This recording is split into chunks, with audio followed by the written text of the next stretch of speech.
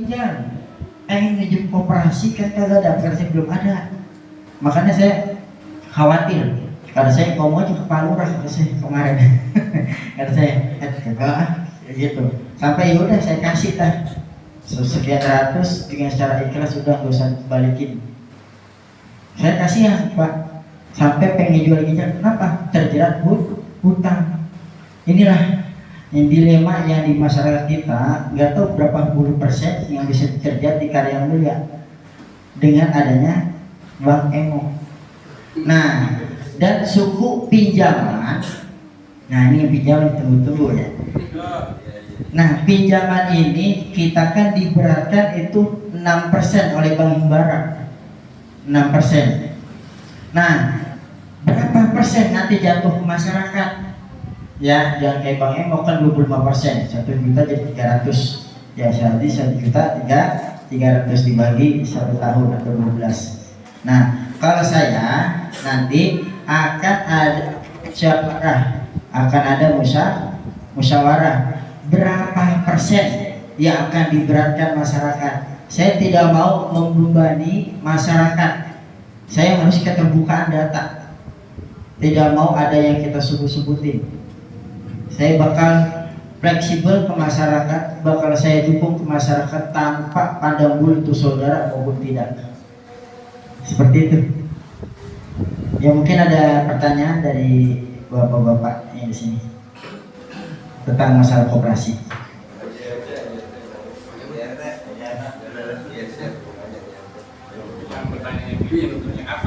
Iya. Pokoknya kalau kita, alhamdulillah kita udah sebanyak data 350, hampir masuk 350. Tapi satu pun orang desa belum ada. Tapi masyarakat, iya masih ngeliatin katanya ya. Udah sekarang jangan ngeliatin, ada saya udah tuh. Ya, saya bawa daftarnya gitu. Tinggal isi ya. Oke. Ya. Pokoknya saya ulang lagi, 50.000 itu hanya sekali bayar, 20.000 itu per bulan full, bakal kembali lagi kepada bapak-bapak dan juga plus SHU-nya. Seperti itu. Yang namanya jualan pasti ada untung, kagak bakalan buntung. Gitu. Itu ya. Jadi semakin banyak bapak-bapak menjadi anggota dan juga belanja ke koperasi, semakin banyak pula keuntungan bapak-bapak yang didapatkan. Seperti itu. Ya. Ngerti? Ya. Yang seperti itu. Kalau pengen ada pertanyaan silahkan tanya. Kalau kagak ada, guru aja rumah saya di sana aja. Ya, seperti itu. Ya, kemudian cukup ya. Ya, mudah-mudahan Allah Subhanahu wa taala yang memberikan kita kemudahan rezeki kita semua di sini, dan mudah-mudahan kita senantiasa dilindungi oleh Allah Subhanahu wa taala. Kurang lebihnya, wassalamualaikum warahmatullahi wabarakatuh. Selesailah penyampaian atau paparan dari Bapak Ketua Koperasi. Dilanjut penyampaian selanjutnya yang disampaikan oleh Bapak Sekdes, Bapak Andri Soekardi.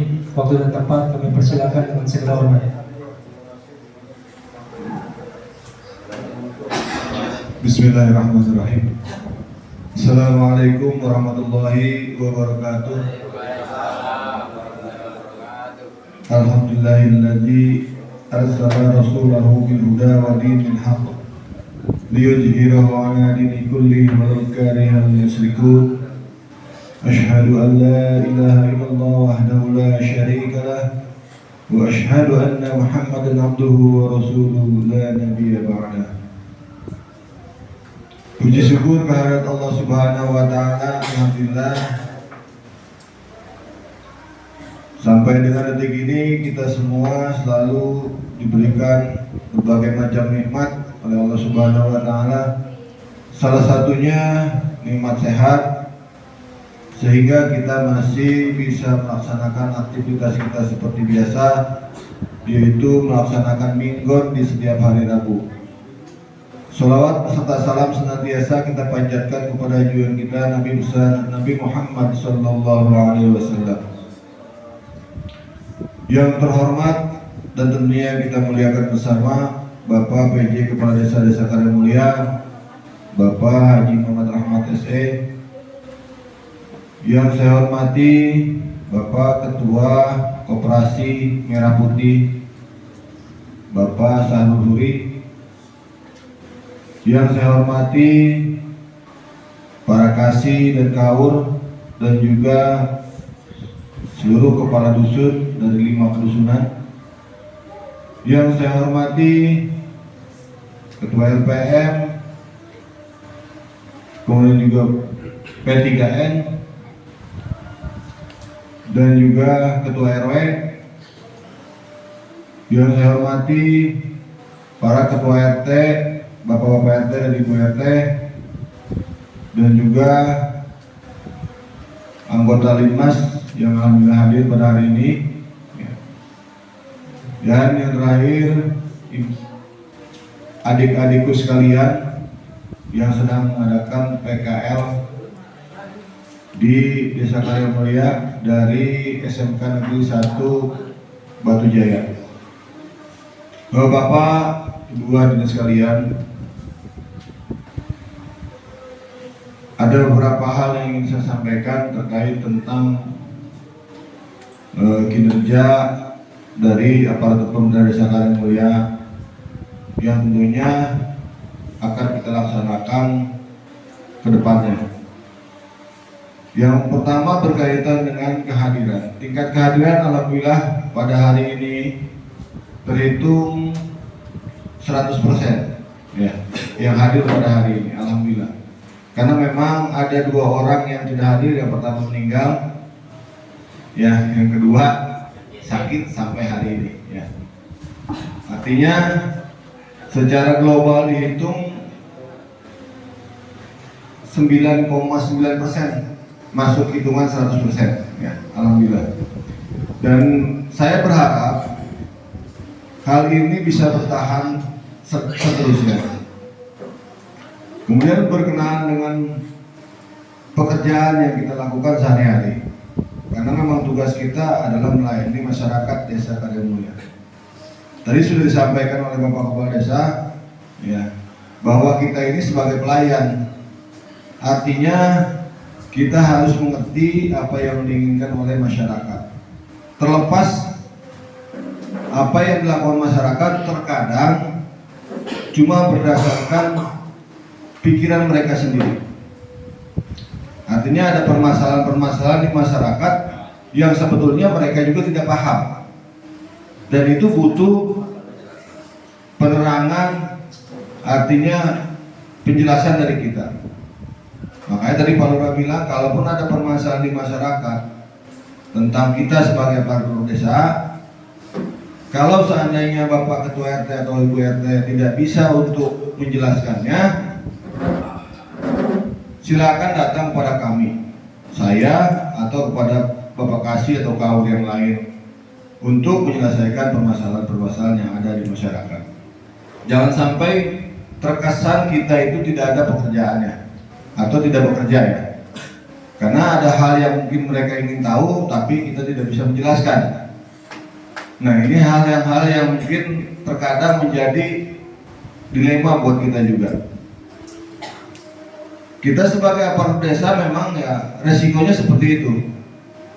Apapun yang memang buruk terhadap yang dilakukan di masyarakat, tetap kita akan terbawa imbasnya ya. Kemudian juga apapun yang dilakukan masyarakat dalam kehidupan mereka, dalam bermasyarakat, kemudian ada permasalahan, tetap kita juga yang terbawa. Itulah resiko kita. Ibaratnya ada peribahasa, kita itu seperti buah si malakama ya, yang ada cuma jeleknya, yang jadi permasalahan cuma jeleknya ya. Tapi pada saat ada perbuatan yang bagus atau pekerjaan yang bagus, itu tidak terlihat oleh masyarakat. Karena mereka taunya apa? Yang penting saya sebagai masyarakat enak, bisa dilayani, gitu. Tidak melihat bagaimana resiko kita sebagai aparatur desa yang hanya menerima cacian, makian dari masyarakat.